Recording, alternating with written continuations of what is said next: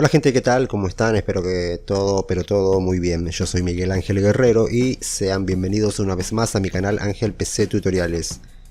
Vamos a aprender algo muy simple, ya lo pudieron ver en el título y en la miniatura de este video, que es a cómo desactivar las notificaciones de las reacciones de WhatsApp. Bueno, así que vamos rápido, pulsamos en los tres puntos de arriba a la derecha. Vamos a pulsar ahí y a entrar en ajustes.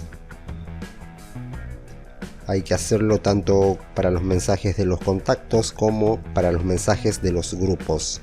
Tenemos esas dos opciones. Suscríbanse a mi canal antes de que se vayan.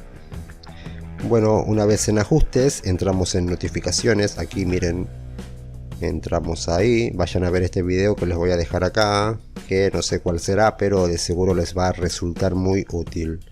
Una vez en notificaciones, bajamos un poco. Fíjense, esto es para los mensajes, para los contactos. Bajamos un poco y aquí está, miren la opción notificaciones de reacciones. Mostrar notificaciones de las reacciones que reciben los mensajes que envías. Lo desactivamos, eso es para los contactos. Y si nos vamos un poco más abajo, aquí pueden ver grupos. Bajamos un poco más. Y tenemos las notificaciones de reacciones para los mensajes de los grupos. Desactivamos esa también. Y listo, eso es todo lo que hay que hacer. Espero que les haya servido el video. No olviden suscribirse, activar la campanita, compartir este video y todo lo demás. Cuídense mucho, pórtense bien y hasta la próxima. Chao.